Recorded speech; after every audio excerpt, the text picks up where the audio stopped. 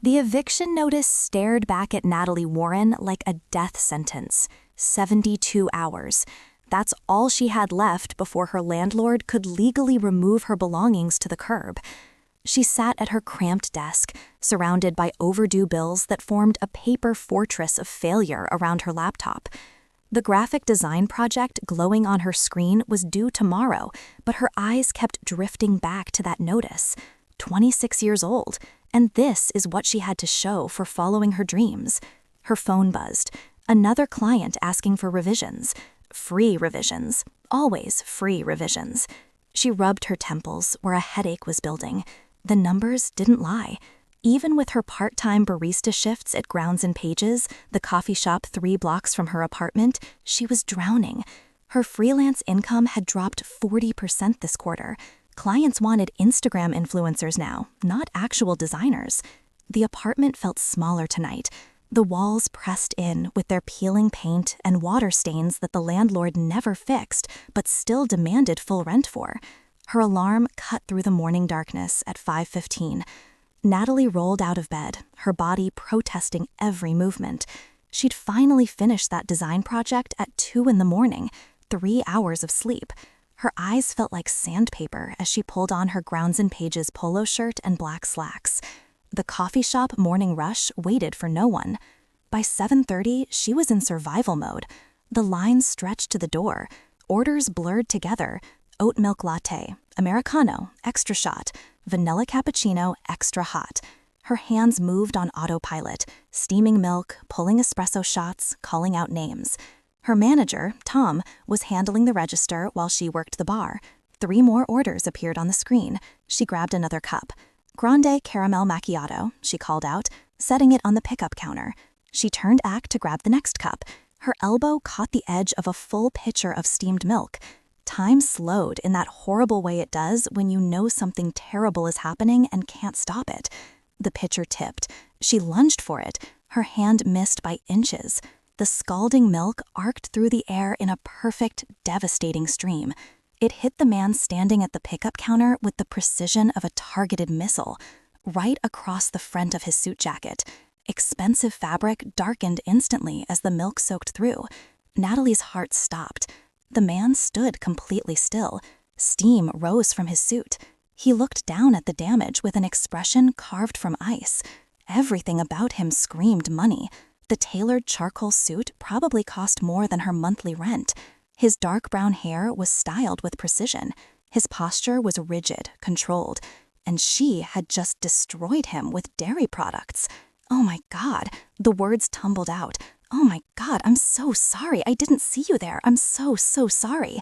She grabbed a handful of napkins and moved toward him without thinking. Her hands reached for his jacket. He stepped back sharply, his steel gray eyes meeting hers for the first time. Don't. His voice matched his eyes, cold, controlled. You'll make it worse. I can pay for the cleaning. The lie escaped before she could stop it. She couldn't pay for anything. Please, let me give you my information. I'll cover whatever it costs. He studied her, really studied her. His gaze moved across her face with an intensity that made her want to hide. She was painfully aware of how she must look, freckles standing out against her pale, exhausted skin, auburn hair pulled back in a messy ponytail, the bags under her green eyes that no amount of concealer could hide anymore. "How much do you make here?" he asked. The question threw her completely off balance. "What? Your hourly wage. How much? I don't see how that's relevant to." "Answer the question." Something in his tone made her comply. $12 an hour, plus tips. He pulled out his phone, ignoring the milk still dripping from his jacket. His fingers moved across the screen. "And you do freelance work as well, graphic design." Her stomach dropped. "How do you know that?" He turned the phone toward her. Her own website filled the screen, her portfolio, her rates, her contact information with her full name displayed at the top. Natalie Warren, freelance designer. "Your name tag," he said, gesturing to her chest where the plastic tag read Natalie. "There are only 3 established freelance designers named Natalie in this city. You were the easiest to identify based on age and location. You looked me up? Just now? I'm efficient." The coffee shop noise faded into background static. Other customers were staring now. Tom was moving toward them, concern written across his face. The man pocketed his phone. "I have a proposition for you, Miss Warren." "A proposition?" "A business arrangement, one that would pay significantly more than covering my dry cleaning costs." He glanced at his watch, another expensive piece that probably cost thousands. "I have 8 minutes before my next meeting. Are you capable of listening without interrupting?" Her mouth opened, closed. She nodded. "I need someone to pretend to be my girlfriend for 1 week, starting this Friday. The commitment ends next Sunday evening. In exchange, I'll pay you $15,000. The number hit her like a physical blow. "What? You're interrupting. You just offered me $15,000 to pretend to date you? I think that warrants an interruption." His jaw tightened. "My grandmother is celebrating her 90th birthday. She's hosting a week-long celebration at the family estate. She has certain expectations regarding my personal life that I haven't met.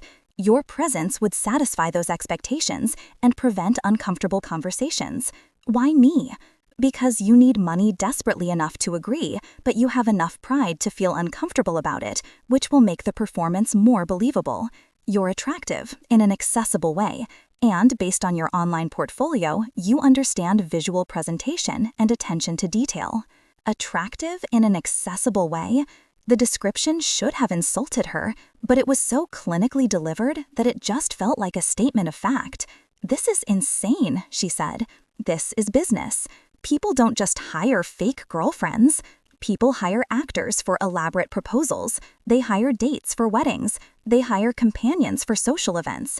This is the same principle, extended over a longer time frame." He checked his watch again. 5 minutes, Miss Warren. "I don't know anything about you." "That will be rectified. I'll provide all necessary information. You'll be prepared. Your family will know I'm faking. My family will see what they want to see. A workaholic lawyer finally bringing someone to a family function. That's all they're looking for." Natalie's mind raced. $15,000. That was her eviction notice paid. That was 3 months of breathing room. That was her business saved. That was lying to a 90-year-old woman. "I can't lie to your grandmother," she said. Something flickered across his face, too quick to identify. "She's a resilient woman. She'll survive the disappointment when we inevitably break up after the celebration ends. You have this all planned out. I plan everything." Tom appeared at her elbow. "Natalie, everything okay here?" The man led out his wallet. He extracted a business card and set it on the counter between them. "My office information. You have until 5 o'clock tonight to decide. Call my direct line. Leave a message if I'm unavailable." He turned and walked toward the door, milk still dripping from his expensive suit. Natalie grabbed the card. "Julian Hayes, Senior Corporate Lawyer, Morrison & Fletcher, LLP." The door closed behind him. The coffee shop noise rushed back in. Tom was talking, asking if that man had threatened her, but she couldn't process the words. She stared at the card in her trembling hand. $15,000. 1 week of her life. How bad could it possibly be? Natalie called the number at 4:53 that afternoon. Julian Hayes answered on the second ring. No greeting, just, "Meet me at Carlisle Hotel, room 2847, tomorrow at 6 p.m. Bring identification and your banking information for the wire transfer." He hung up before she could respond. The hotel room turned out to be a suite. Of course it was. Floor-to-ceiling windows overlooked the city skyline. Minimalist furniture that probably cost more than her entire apartment's contents. Julian sat at a marble table with papers spread before him like battle plans. He'd changed from his coffee-stained suit into another one, equally expensive, equally impersonal. "Sit," he said, gesturing to the chair across from him. She sat. He slid a document across the table. "Standard non-disclosure agreement. You won't discuss the nature of our arrangement with anyone. Violation results in legal action and full repayment of compensation." "You're giving me a contract?" "Everything should be clearly defined." He produced another document. "These are the terms. 1 week, beginning Friday at noon when we depart for the estate, ending Sunday evening upon return. You'll stay in the guest house with me, separate bedrooms. Public displays of affection will be minimal but convincing. Hand-holding, occasional arm around your waist, nothing inappropriate. Natalie scanned the pages. The language was dense, legal, overwhelming. This is really happening. Sign or don't. I have 2 other candidates if you decline. Her pen moved across the signature line before doubt could stop her. Julian pulled the papers back, countersigning with efficient movements. Good. Now we begin preparation. Tell me about your background, education, family, interests. The next 2 hours were brutal. He fired questions like an interrogation. Where did she grow up? What did her parents do? Siblings? Political views? Favorite books? Foods she hated? He typed every answer into his phone with mechanical precision.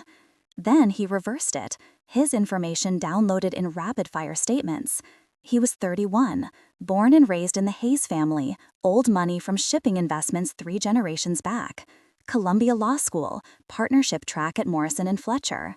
Parents died in a car accident when he was 19. 1 sibling, a twin brother named Jason who traveled constantly, doing freelance photography. Preferred bourbon over wine, hated seafood, read financial journals for entertainment. Your ex-girlfriend will be there, he said, barely pausing. Victoria Pemberton. We dated for 2 years. She ended it 8 months ago because I was, quote, emotionally unavailable. Was she wrong? His eyes lifted from his phone. That's not relevant to our arrangement. It's relevant if I'm supposed to be convincing as someone who actually likes you. Then convince them you like me. People do it constantly in real relationships. She bit back a response. $15,000, she reminded herself. Thursday morning, his assistant arrived at her apartment with garment Vaughn. Bags. Natalie opened them with shaking hands. Designer dresses. Casual outfits that cost more than her monthly income. Shoes that actually fit perfectly. Everything in colors that complemented her auburn hair and green eyes. Someone had analyzed her measurements and coloring with frightening accuracy. Her phone buzzed, Julian's name on the screen. Memorize the information I sent last night. There will be questions from family members. Inconsistency will raise suspicion. Good morning to you two, she muttered. We don't have time for pleasantries. How we met. You designed marketing materials for a firm client. I was impressed by your work. We connected over coffee to discuss the project and continued meeting afterward. We've been dating for 3 months. Not serious enough to be public, but serious enough that I'd bring you to a family event. You've really thought about every detail. That's why I'm successful, Miss Warren. If we're dating, maybe call me Natalie. Silence stretched across the line. Then, fine, Natalie. Be ready tomorrow at 11:30. We're driving to the estate. It's 2 hours north. Friday arrived with anxiety clawing at her throat. Julian picked her up in a black Mercedes that probably cost more than she'd earn in 5 years. He wore casual clothes, but even his idea of casual screamed wealth. Pressed khakis, a button-down shirt that fit like it was made for him, because it probably was. The drive was mostly silent. He made 3 work calls, discussing contracts and litigation strategies in that cold, efficient voice. Natalie watched the city fade into countryside, her stomach twisting tighter with every mile. Relax, Julian said suddenly. You look like you're heading to an execution. I'm about to lie to your entire family, including a 90-year-old woman. Forgive me for being tense. They'll believe what they see. All you need to do is seem comfortable around me. That's asking a lot. His jaw tightened. He didn't respond. The Hayes estate appeared like something from a period film. Rolling green lawns, a stone manor house with actual turrets, gardens that looked professionally maintained. Old money didn't just whisper here, it shouted.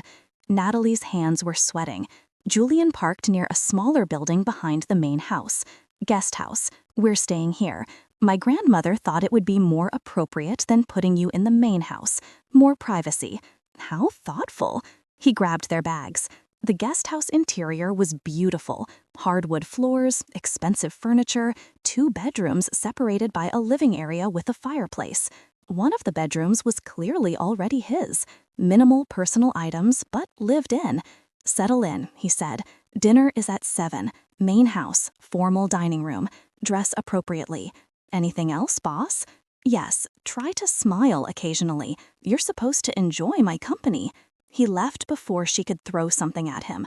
The dress she chose was deep emerald. Simple, elegant, probably worth a month of her old rent. She stared at herself in the mirror. She looked like someone else, someone who belonged in places like this. Julian knocked at 6:55.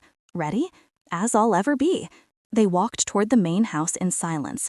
The sun was setting, painting everything gold. It should have been romantic. Instead, it felt like marching toward judgment. The dining room was enormous. Crystal chandelier, table that could seat 20, about a dozen people already present, all dressed in casual elegance that cost a fortune to achieve. And then she saw the woman at the head of the table. Margaret Hayes commanded attention without effort. Silver hair swept back elegantly, warm brown eyes that seemed to see everything. She smiled as they entered, but something in that smile made Natalie's stomach drop. She knows, Natalie thought. Somehow she already knows. Julian, darling. Margaret rose, moving toward them with surprising energy for a woman about to turn 90. And this must be Natalie. How wonderful to finally meet the woman who's captured my grandson's attention. Julian's hand found the small of Natalie's back. The touch was light, impersonal, but convincing. Grandmother, this is Natalie Warren. Natalie, my grandmother, Margaret Hayes. Margaret took both of Natalie's hands in hers. Her grip was firm. Her eyes searched Natalie's face with an intensity that felt like an X-ray. Welcome, dear. I hope Julian has been treating you well. He's been himself, Natalie said, then immediately regretted the honesty. But Margaret laughed, a genuine, delighted sound. Oh, I like her already. Come, sit beside me. I want to hear everything. The dinner was a blur of introductions. Cousins, family friends, business associates. Natalie smiled until her face hurt, answered questions with the rehearsed information, tried desperately not to reveal how completely out of her depth she was. Julian barely touched her throughout the meal. No affection, no warmth, just cold professionalism. And then Victoria Pemberton made her entrance. The woman was stunning. Tall, blonde, perfectly composed in a white dress that probably cost thousands. She swept into the dining room, late, apologizing with a voice like honey. Her eyes found Julian immediately. Something passed between them. History, intimacy, things Natalie couldn't fake no matter how much she was paid. Julian, Victoria said, moving directly to him, it's been too long. She kissed his cheek. Her hand lingered on his shoulder. Julian's expression revealed nothing. Victoria, this is Natalie Warren, my girlfriend. Victoria's smile didn't waver as she turned to Natalie, but her blue eyes were calculating, measuring, dismissing. How lovely, she said. I didn't know Julian was seeing anyone. He's usually so private about his personal life. We prefer keeping things low-key, Natalie said, surprised by how steady her voice sounded. How long have you two been together? 3 months. 3 months? Still very new then. Victoria's hand was still on Julian's shoulder. Julian and I dated for 2 years. You learn so much about someone in that time. The message was clear. You're temporary, I'm permanent history. Margaret's voice cut through the tension. Victoria, dear, you're blocking the servers. Please sit. The rest of the dinner crawled by. Natalie felt Victoria's eyes on her constantly. Julian remained distant, answering questions with minimal emotion. By the time dessert arrived, Natalie wanted to run back to the guest house and hide. Finally, mercifully, the evening ended. They walked back in silence. The guest house felt like a sanctuary. Natalie collapsed onto the couch the moment they were inside. That was exhausting, she said. Julian loosened his tie. You did adequately. Adequately? You were stiff, uncomfortable. You barely looked at me during dinner. Maybe because you barely acknowledged I existed. I introduced you. I included you in conversations. You treated me like a colleague, not a girlfriend." His eyes flashed with something. Anger? Frustration? What exactly did you expect? I don't know. Maybe some indication that you actually like having me around. Some warmth? Anything that resembles actual human emotion? I hired you to perform a role, not to expect genuine affection. The words hit harder than they should have. Natalie stood, her hands clenched at her sides. You're right. This is just business, a transaction. Silly me for thinking we might at least pretend to be civil to each other. She turned toward her bedroom. Natalie. She stopped, but didn't turn around. Maybe the problem is that no one could believably love someone as cold as you. The silence that followed was deafening. When she finally looked back, Julian's expression had cracked, just for a second. Pain flickered across his features before the mask slammed back into place. Get some rest, he said quietly. Tomorrow will be longer. He disappeared into his room. Natalie stood alone in the living area, her heart pounding, wondering what she'd just signed up for. Morning sunlight cut through the guest house windows like an accusation. Natalie had barely slept. Every time she closed her eyes, she saw Julian's face when she'd called him cold, that brief crack in his armor, the pain that flashed through his steel-gray eyes before he buried it again. She emerged from her bedroom to find him already gone. A note sat on the kitchen counter in precise handwriting. Breakfast at main house, 9 a.m. Garden party at 2 p.m. Wear the yellow sundress.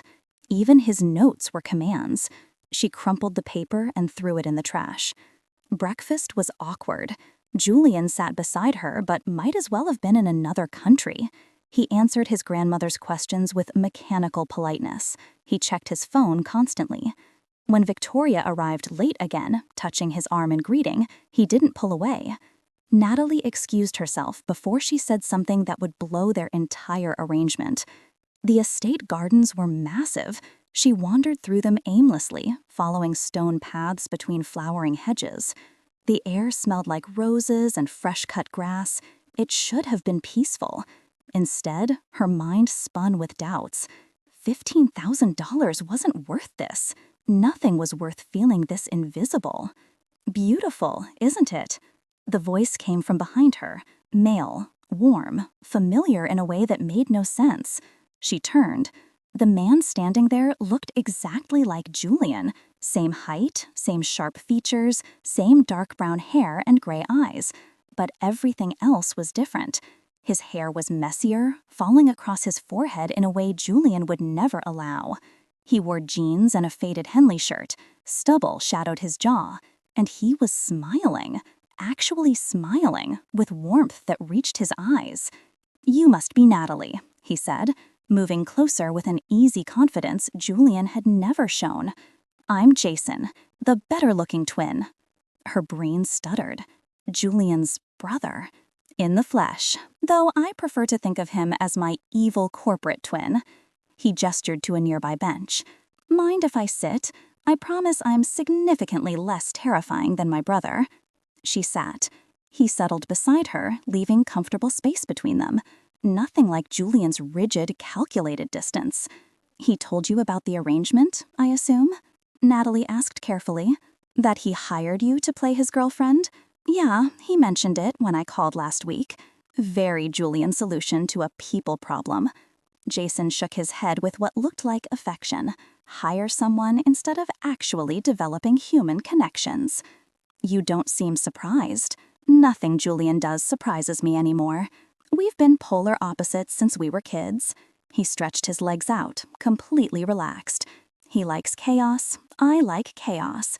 He builds walls. I knock them down. Same face, completely different wiring." "Why are you telling me this?" "Because you look like you're about 5 minutes from running back to the city, and Julian actually needs this to work. Not for the reasons he told you, probably, but he needs it." Natalie studied him. The resemblance was uncanny, but the energy was completely different. Very different. Where Julian felt like ice, Jason felt like sunlight. "What are the real reasons?" she asked. That's his story to tell, if he ever gets over himself enough to tell it. Jason stood, offering his hand. Come on, let me show you the good parts of the estate, the parts Julian's probably too busy checking his phone to mention. She took his hand. His grip was warm, solid, real. They walked through gardens she hadn't discovered yet. Jason pointed out the tree he'd fallen from at age 8, breaking his arm. The pond where he and Julian used to catch frogs before their parents died. The stone wall where he'd had his first kiss at 15. Julian was horrified, Jason said, laughing. Told me I was being reckless and irresponsible. He was probably right. I usually am reckless. Drives him crazy. Where do you live now? Natalie asked. Everywhere, nowhere. I've been traveling for about 8 years. Photography gigs, travel writing, whatever pays enough to get me to the next place. He picked up a smooth stone, turning it over in his hands. Julian thinks I'm running from responsibility. Maybe I am. But he's running too. He just does it standing still. That's cryptic. Yeah, well, Hayes' family specialty. We're all damaged in our own special ways. He tossed the stone into the pond. Perfect skips across the surface. You seem nice, though. Too nice for this circus. I needed the money. I figured. Julian's good at identifying leverage points. It's what makes him a terrifying lawyer. Jason glanced at his watch. A cheap, worn thing, completely unlike Julian's expensive timepiece. Garden party starts in an hour. You should probably head back. Get into character. Will you be there? Wouldn't miss it. Someone needs to run interference between you and Victoria. That woman's a predator. They walked back toward the guest house. Julian's Mercedes was parked outside now. Through the window, Natalie could see him pacing, phone pressed to his ear. Good luck, Jason said. And hey, if my brother gets too unbearable, find me. I'll translate from robot to human for you. He walked away before she could respond, hands in his pockets, completely at ease. Natalie entered the guest house. Julian ended his call immediately. Where were you? He demanded. Walking, in the gardens. Is that allowed, or do I need permission? The garden party starts in 45 minutes. You need to change. I'm aware. I can read your notes. Something flickered across his face. Were you alone? Why does it matter? Because Victoria has been asking questions about us, about how we met. She's suspicious. Maybe if you acted like you actually wanted me here, she'd be less suspicious. Julian's jaw tightened. I don't have time for this. Change. We need to present a united front. Natalie went to her room and slammed the door. The yellow sundress fit perfectly. She stared at herself in the mirror, barely recognizing the woman looking back.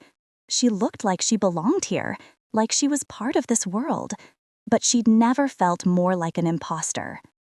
The garden party was elaborate. White tents, catered food, a string quartet playing background music. At least 50 people mingled across the lawn, old money and new money mixing with champagne and polite conversation. Julian's hand found her waist as they entered.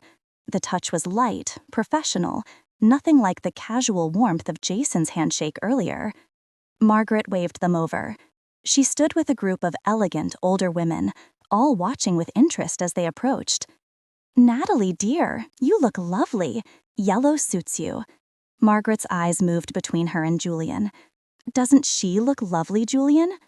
She does, Julian said, flat, emotionless. Like he was confirming a weather report. One of the other women smiled. Young love, so refreshing. How did you two meet again? Natalie opened her mouth to deliver the rehearsed story.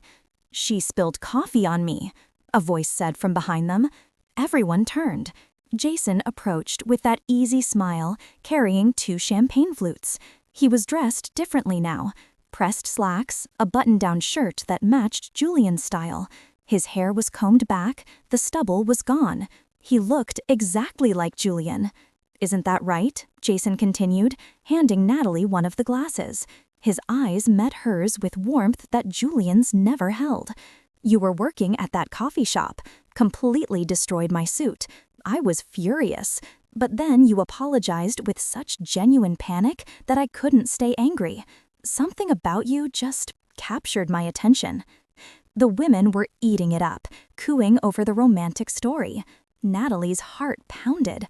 What was he doing? I don't remember telling you that story, Julian said quietly, dangerously. You mention her constantly, brother. I've absorbed the details through osmosis. Jason's arm slipped around Natalie's shoulders. The touch was warm, comfortable, nothing like Julian's calculated placements. Besides, someone should tell it with actual emotion. You make everything sound like a legal deposition. Margaret laughed. He's not wrong, Julian. You could stand to be more expressive. Julian's expression was stone. Excuse us, I need to speak with my brother, privately. He walked away. Jason squeezed Natalie's shoulder gently before following. She watched them go, her mind racing. The way Jason had touched her, the warmth in his voice, the way he'd told their fake story like it actually mattered. Everything Julian should have been doing, but couldn't. Victoria appeared at her elbow like a ghost. Interesting family dynamic, isn't it? The twins, Julian so controlled, Jason so wild. Their parents' death really did a number on both of them. I'm sure it was difficult. Julian took it hardest, closed himself off completely. I tried to reach him during our relationship, but there's nothing there to reach, just ambition and ice. Victoria sipped her champagne. I'm surprised you've lasted 3 months. Most women can't handle the emotional unavailability. Maybe I see something you didn't. Or maybe you're lying about the whole thing. Natalie's blood went cold. Excuse me? 3 months together, and he's never mentioned you to anyone? No social media posts? No photos? No one at his firm knows you exist? Victoria's smile was sharp. I still have friends at Morrison and Fletcher. They say Julian's been working 80-hour weeks. When exactly does he find time for a relationship? We keep things private. Or you keep things fabricated. Victoria leaned closer.